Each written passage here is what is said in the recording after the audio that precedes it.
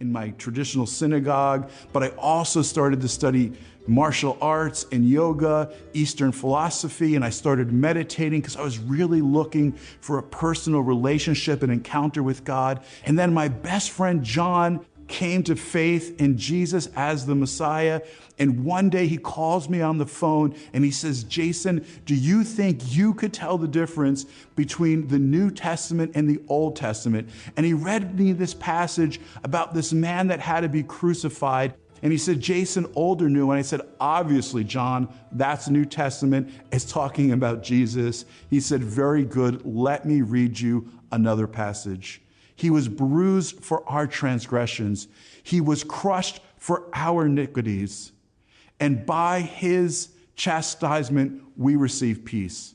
By his stripes, we're healed. He said, Jason, is that the old or the new? I said, obviously, John, that's talking about the New Testament. He said, no, that's the Jewish prophet Isaiah, written in the 53rd chapter, 700 years before Jesus ever walked the face of the earth. And I began to be provoked to jealousy because in all my years in the synagogue, I had never heard that passage growing up.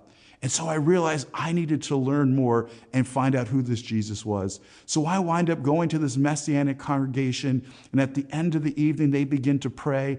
I prayed, and it was there that I received the Messiah kind of through an altar call, which I didn't really understand what it was, but they gave me the first New Testament. I was not sure about my decision. I wound up taking it home. Curiosity got the better of me. I read the New Testament. I was blown away how Jewish it was, how all the Messianic prophecies tied together, and I was just amazed, and I came to the realization that Jesus truly was the one Moses and the prophets spoke of. My mom found that Bible hidden in my room. She got really upset. She's like, you've become a follower of Jesus. What is this? You've joined a cult. Go meet with the rabbi. So in preparation to go meet with the rabbi, I took out my Jewish Bible and I underscored all of the Messianic prophecies. I studied all of them. And I was just amazed how many prophecies in the scriptures, how much of the old all points to Jesus in the new. I met with him, and that really set the foundation for how I study and understand the scriptures. It really began to transform my life and give me a sense of excitement about God's word and all of the connections. There was a sense of awe. There was a sense of wonder. There was a deeper love and respect and excitement for the word when we see how the old and the new connect. This is what Jesus was doing on the road to Emmaus with his disciples.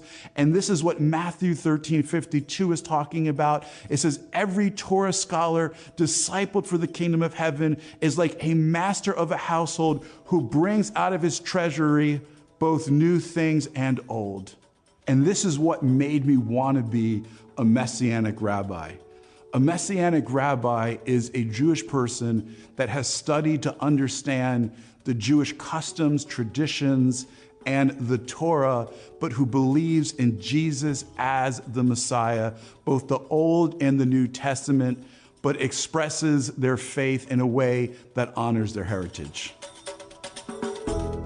In this session of Mysteries of the Messiah, we are going to start in the beginning with looking at the mysteries of the Messiah as revealed in creation, Adam, and the fall. We see Messiah from the very first word and letter of the story. There are mysteries to be revealed. Genesis chapter 1, verse 1 begins, Bereshit bara Elohim et hashamayim v'ha'aretz in Hebrew. In the beginning, God created the heavens and the earth.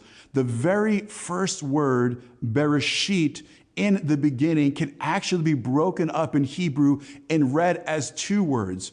Reshit means in the beginning, or it can mean the first, and the letter Beit can mean through. So literally Genesis 1, the first word can be read through the first or the firstborn.